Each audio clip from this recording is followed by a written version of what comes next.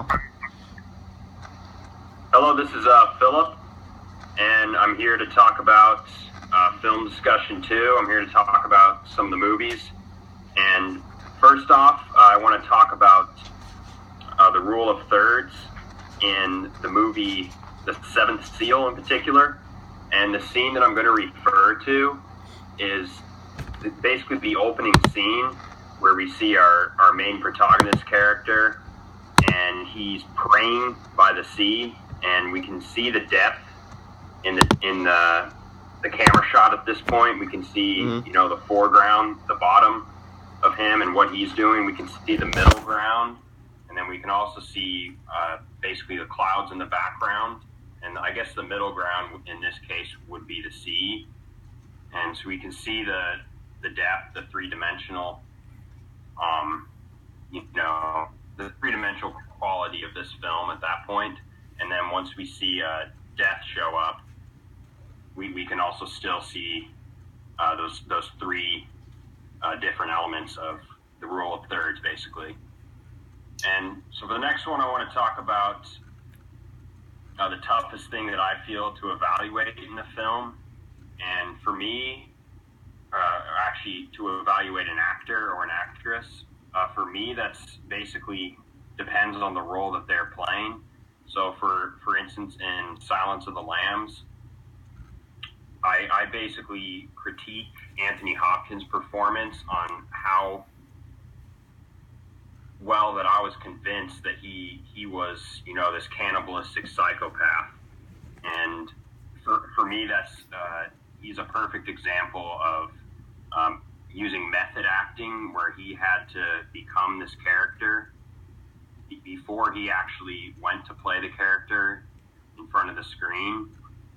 And that's kind of how I evaluated it, was how realistic was his portrayal of a psychopath. And then same with the other woman. Can you help me out? What was Jodie Foster or Clarice Starling? Yes, Clarice Starling. I evaluated her first off in the beginning.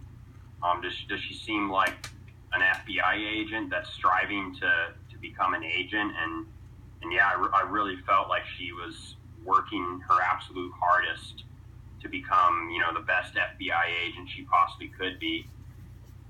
And then, when Hannibal Lecter kind of gets into her mind, I think she was kind of first portrayed as a strong-willed character, but once Hannibal Lecter basically manipulated her, you could understand the depth of her character a lot more, and her background and why she wanted to be an FBI detective in the first place. And then for the last one, if I had to show one of these feature films to my family over Thanksgiving break, I would go ahead and choose Silence of the Lambs, just because I think you can relate it a little bit to Thanksgiving. The fact that Hannibal Lecter's enjoying his humans on Thanksgiving. We're sitting there, enjoying food that the Pilgrims ate, but it's not human. It's a turkey, stuffing, mashed potatoes. But if I can imagine if Hannibal Lecter invited me over for Thanksgiving, he would probably be very thankful for the food in front of him, even though it'd be human food. No, I agree with that. Right? That's really all I have to say for those, and I'll go ahead and let someone else take over from here. Alrighty. All right, I'll go next. Oh, you want to go next? Go for it. Oh, yeah. My name is Zaid, and the first scene I'm going to talk about using the rule of thirds is the final scene of Citizen Kane, where there's a high-angle shot over all the characters, and you kind of, it actually, if I remember correctly, it zooms out, and you see all of Kane's possessions from there. And if you cut it up into 9 separate squares, you can see, I guess all the characters in view. I'm not really sure what kind of lens would be used there, but I'm assuming it would be a short focal lens. Uh-huh. Let's see. And for the second one, all right.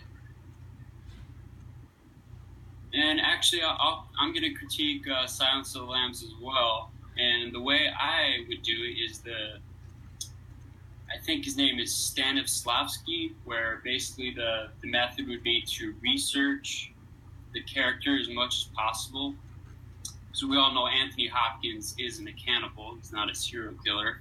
So it's pretty safe to assume that he probably did some research on serial killers and maybe threw in a little bit of his own persona into the role. And what became of it was Hannibal Lecter, which is like a fantastic portrayal of a serial killer. And really just his believability. You know, he was extremely believable as a serial killer. I mean, if I'd never met him, I didn't know anything about Anthony Hopkins, and then just met him from that movie, I would definitely think he was a scary guy, and he was certainly believable. So it was a pretty naturalistic role for him. Uh-huh. And then, let's see. Well, I definitely wouldn't show Silence of the Lambs. I think The Seventh Seal would be a good movie to show for Thanksgiving. You know, there's a struggle between good and evil, and I think, you know, on Thanksgiving we really look at our lives and kind of think about what we're thankful for, and I think that's, in that movie, they're really thankful that the main character would, you know, brought these people back to his home, and they were like, you know, living in the back of I guess a horse trailer. Yeah. And I think that would be it. All right. I think Seventh Seal is really, really cool that you picked that one on Thanksgiving. That makes a lot of sense to me now. Yeah, no, that's really, I mean, a good pick. I mean, you just get a real introspective view of yourself and your life, and that's really what Thanksgiving is all about.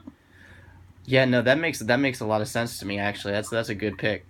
So then I'll go ahead and go here. So I'm Aaron, and when I'm talking about the rule of thirds here, I'm going to be looking at the shot from The Silence of the Lambs, and it's the shot it's about 100 or an hour and 20 minutes in. And it's where the guard has been butterflied up against the cage. And it's not the first shot. It's not the first shot where we see him. It's when the camera kind of pulls back once the cops have gone in to investigate. So you can see in the foreground of the shot there is a body, and a guard is kneeling over him, and that's really close up near the camera. There's also a guard standing with his gun raised, kind of near the right side of the frame.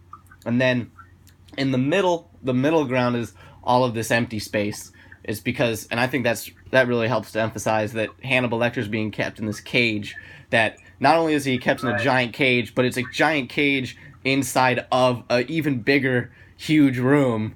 And it just is just so, like, you know, you see Hannibal Lecter in that cage, and like, even if you didn't know, you know, all the stuff that he's done, you know, like, there's a reason that he's being kept in a cage in a room like this. And then in the very background, we have the cage itself kind of looming over, starting from halfway up the frame, and then, you know, going nearer to the top. It's kind of just looming over everything, and you might actually be really tempted to miss the stuff that's in the foreground with the guards, just because of how distracting it is that man is hung up the way he is on that cage. And so then going on to evaluating acting, I think it is pretty hard to do that. Like, I totally understand why critics like are kind of at a loss for it. And I think what y'all said is totally right about it's, you know, it comes down to believability and like how much I can accept that, you know, the role that they're playing or who they're trying to tell me they are, you know, like, yeah, like I know Anthony Hopkins isn't a cannibal, but how easy is it to accept him as that?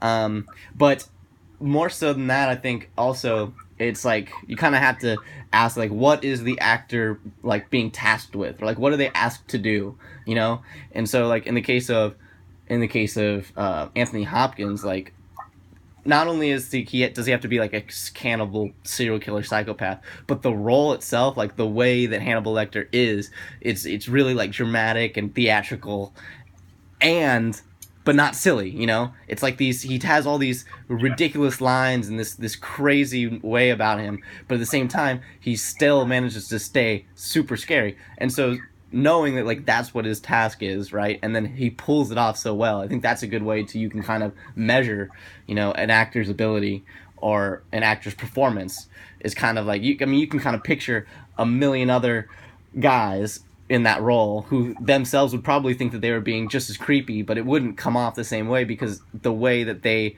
have to portray Hannibal makes them just really seem really silly, you know? And also Zaid, what you said about, I think you made a good point, because like yeah, if I had met Cannibal Lecter like and not known who Anthony Hopkins was, like that would probably be one of the scariest people I've ever encountered in my entire life. Absolutely. Yeah. You know, And so yeah, so like I didn't even really think about it that way before. Like yeah, like I just would not want to talk to him at all. And then so the last question of what film I'd show to my family on Thanksgiving, I'd have to probably go with Silence of the Lambs as well, for a couple reasons. One being me and my family we all like to talk about movies a lot. We can go on and on. I think that Silence of the Lambs has, at least for us, it would have the most that we could talk about, you know, sitting around the table and discussing this ridiculous movie. But also even better is that so like my mom and stuff wouldn't be shocked by any of that, but I know that some of my older family members and aunts and uncles, I know that they've only ever heard of Silence of the Lambs, you know? It's like a famous movie, they've heard of it, but they never actually sat down and watched it. And I think it'd be really funny to it'd be almost like a trick, because you hear about the Silence of the Lambs and it's so famous and it won all these Academy Awards, right? But then when you sit down to watch it, it's this movie about a cannibal, this guy who's making a skin suit. He has a hole, you know, this house of horrors in his basement, and it's just nuts. yeah, it's just like this totally bonkers movie, and you're like, wait, this is the movie that won all these like Oscars? Like this is the thing that, and it obviously it's such a good movie, but at the same time, like it is so shocking, and it doesn't seem like it'd be a movie that would be so accepted and like so appreciated the way it is, you know? And so I think so that's what I could lure my family into sitting down to watch the movie, but I think they'd be really surprised at what I showed them. I think my parents would probably puke up their food. They just say, yeah, I can imagine that happening with some of my family kind of members. wrapping it up, I think the bottom line, and I think we all three of us agree about acting, is believability. How believable